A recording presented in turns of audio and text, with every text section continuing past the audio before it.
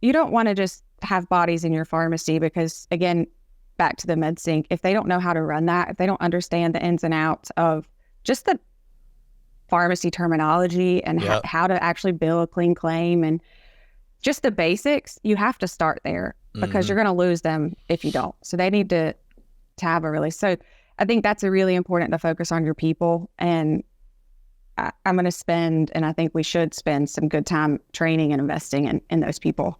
Yeah. And hiring right too, right? Yeah. Like hiring right is so important.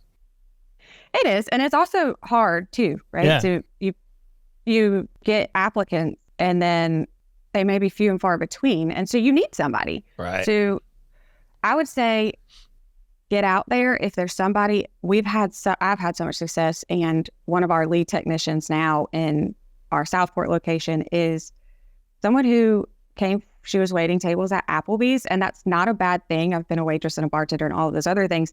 I love it. But she has the personality and the drive, and you go places, you go to the gas station, you go to fast food restaurants, and those people who just have those soft skills, ask them, like, do you want to come work with us? Because I can train you on how to fill a prescription and bill a vaccine or do adherence packaging or whatever, but I can't, it's harder to teach someone those soft skills. Yeah. And the work ethic. You know, you can, that's true. You know, when you have a waiter or waitress and they're on it, you know? Yeah. Yeah. You get a good 30-minute demonstration of I tell you my new thing to try. Work ethic. I'm going to give you guys one. Okay. Whenever a waiter or waitress comes to your table, what do? They say their name. Yep. They say, hi, I'm Jeff Key and I'll be waiting you today. And what do? Look at them. Usually you wait for them to tell you something else. Right. What do we do in the world when somebody says, hello, my name is Jeff Key? Yeah. You go, say, hey, Jeff. Oh, you go. A different environment, you're going to introduce yourself. You go, hey, my name's Jeff, right? And this is Tiffany and Mark. Try that. It is a paradigm shift in them. You'll see them smile. Yeah. And your dining experience will change because you did that one thing, which is expected in every other social environment that you ever go in. But for some reason, we don't do it at a restaurant. And there's studies that show that it matters to hear your name, right? So I don't know what the science behind it is, but use the person's name. And that goes with your staff too. If you're trying to get your staff to be motivated and when you walk in, say, hey, Cassidy, how's your day? Like simple things like that just go a long way. Now imagine you have a new patient in the pharmacy and you introduce everybody. Oh, that's neat. That's a huge. really neat Hey, idea. everybody. Tiffany's a new patient with us. Hey, Tiffany, this is Mark. Yep. My name's, Jeff. And welcome. You just kind of introduced them to the family. Every other social scenario in the world, when somebody new comes into that environment, you'd introduce everybody. Paradigm That's a really shift. good idea. I think you'd see a paradigm and watch what that person, that patient does. You'll see it in their face. You'll see it in what they talk about. And watch it when they come in, even if they're repeat customers and patients of yours, that when they walk in the door and you say, hey, John, they light up the fact that you remembered their name. And hopefully they try to remember yours.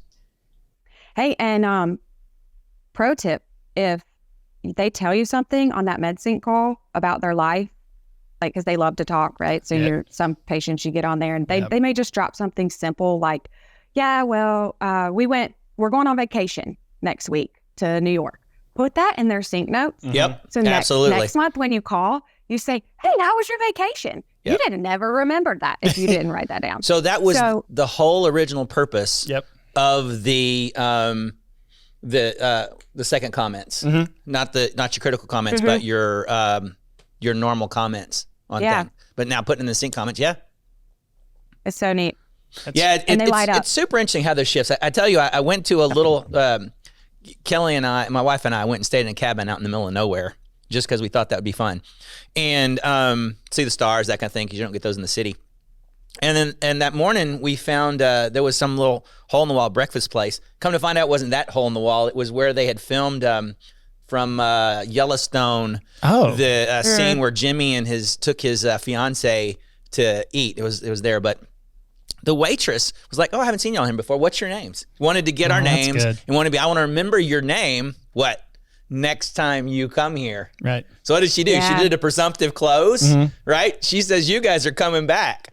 And I was thinking in my mind, tricked you. oh, wow, how am I coming back? You're like, oh, when are we coming back? but I can tell you, if I come stay in this cabin again, I'm all right, get through here. I'm going to come back and eat here because she just told me I was. tell people if they go to that area. She just told me I was coming back.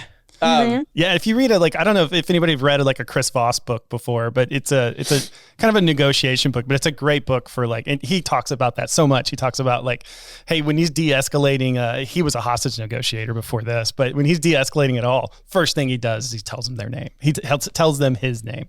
He's like, oh, hey, I'm Chris. Right. And it starts to just let their guard down. Like, I'm a human. I'm a person. Yep. Right. I'm not this thing you can shout at now. Yep. I have a name and I have an identity now. And so it's such a great trick to build connection fast. It just is.